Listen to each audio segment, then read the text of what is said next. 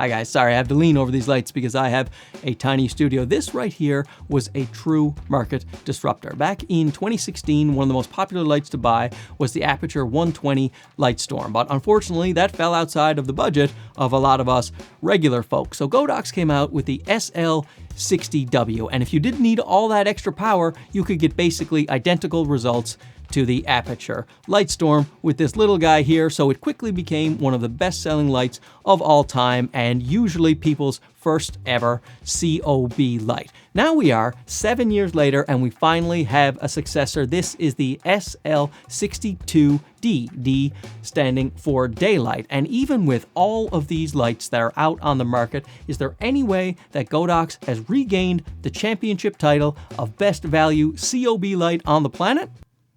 Yep.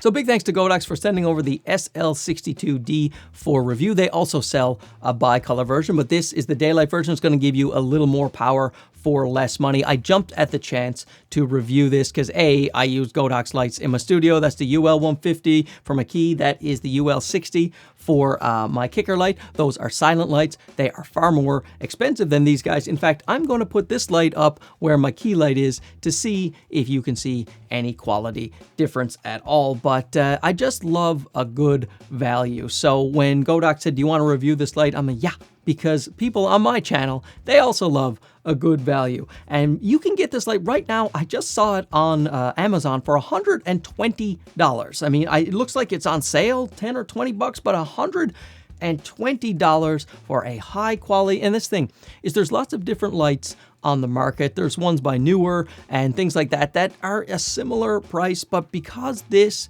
SL60W was such a great workhorse, it still works perfectly, just like the day I got it, and it is 7 years old. It is absolutely a fantastic light. So the idea of having Godox quality and consistency for that level of price with the updated specs compared to the SL60W, this is a no-brainer for a lot of people. If you need a COB light, you get yourself a little softbox, get yourself one of these lights, you are set up for your content creation. Now there's a couple of drawbacks. We will get to those a little bit later, but let's just talk about right now what they did differently. And as you can see, it is a bit smaller and more compact and is very cute. So it weighs 3.15 pounds or 1.43 kilograms. It can output 18,600 lux at 1 meter when you're using the hyper reflector, and it's 2160 if it is just bare bulb only. If those numbers don't mean a lot to you, don't worry about it. It's pretty standard for a 60-watt COB light, and you can use it in your studio with a softbox, and it's going to give you plenty of light. It has everything included right here in the ballast, just like the old one. So the idea of fitting all of that in, because a lot of lights, they will come, and if they're smaller than this, they will have a power brick and a control box. So you have a bunch of dangling cords and dangling boxes, and it takes up a lot of room in your studio. This guy, you just one cord to the wall and you are done. And when it comes to the updates, you can see right here on the back panel, it has new features. When it comes to the old SL60W, you just have a knob and a channel switcher. It is dead simple, but it didn't have any new controls like the Bluetooth functionality or the FX. And you can also do groups and do channel switching on this. So this is compatible with Godox's Bluetooth app, which works quite well. So in terms of build quality, it actually feels really sturdy. It is not metal, but it is a very hard plastic. The same used on the SL60W, which, like I said, has lasted me for years and years, and I'm not particularly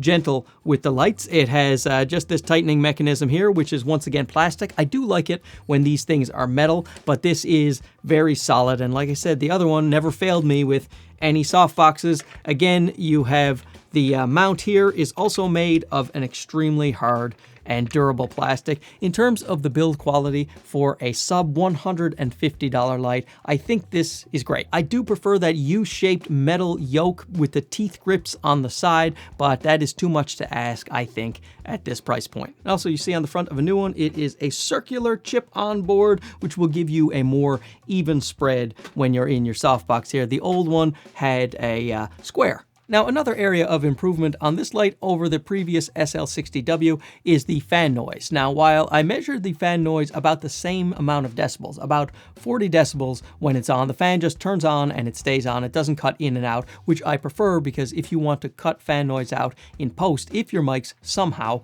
pick it up, which they usually don't, but if they did pick it up, it's much easier to cut out a fan noise that is consistent as opposed to one cutting in and out. And the fan noise on this guy is far more pleasant, a much lower rumble, which doesn't have any of the high-pitched metallic whirring. So make no mistake, you can still hear the fan when it is on. This is why I have opted for the UL60 and the UL150, but these, once again, are far more expensive lights. That one over there is a $500 light, and this one here is around $120, $130, depending on when you buy it. So now I'll put the microphone close to the SL60II and the SL60W so you can hear the difference in the fan noise.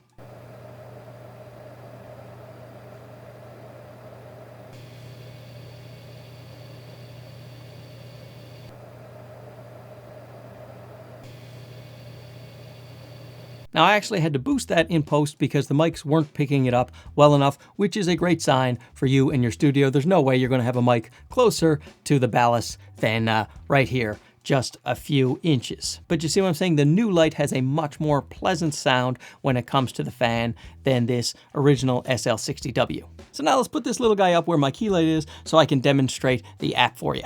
So this here is my regular angle in the studio. Let's cleanse the palette. This is the light coming from the UL150, a $500 USD light. Now this is the Godox SL60II. What do you think? Do you see any difference? And I'll be quiet right now to see if you can hear the fan, because the light is about 2.5 feet away from me and the mic is about 6 inches over my head. Let's be quiet and hear the fan.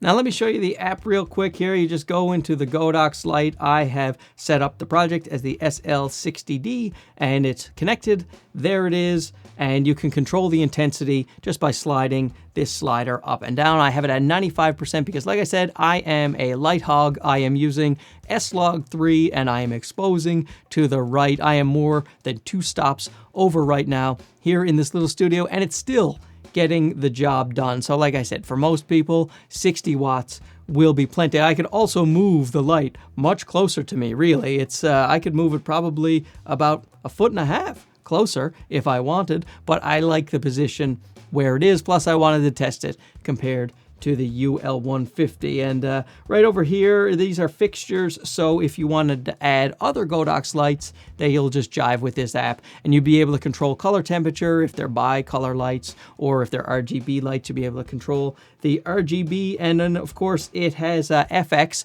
Now, careful to people, if you're photosensitive, this won't blink much, but here are the here are the TV bulb, lightning, flash. Let's go back so that people don't have seizures. I hope that was okay for you people. Did I give you enough warning? I probably didn't.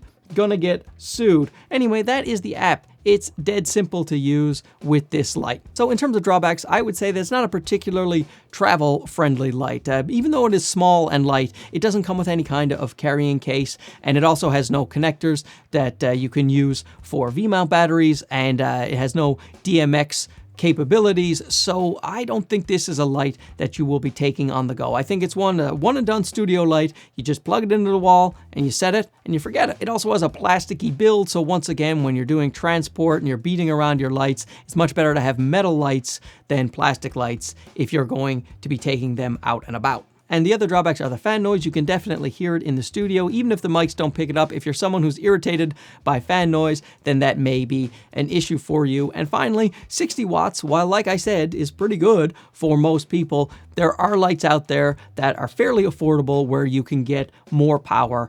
Something like the SmallRig 120 lights, they are actually quite a good value, and they will give you double the power output of a light like this. So if you do need a step up from the 60 watts, I would recommend those SmallRig 120 lights. So if you are looking for a good budget studio light, I don't see how you can go wrong with the SL60II. Godox has proven time and time again that their lights stand the test of time. I've had that one for years. I've had the other two ones for years as well. Really love Godox lights. They're very famous for their flashes, high quality photography flashes. Now they make these continuous lights. So big thanks to Godox for sending this light out for review. Always love it when you can find some budget gear that really helps people out, especially when they are first getting going. So let me know down below if this is something that floats your boat. Do you need a more silent light? Do you have a different light? What type of softboxes do you need? Oh, and I'll have affiliate links for stuff down below so you guys can make me stinking rich. Anyway, thanks for watching. We'll talk to you again soon. Okay, bye-bye.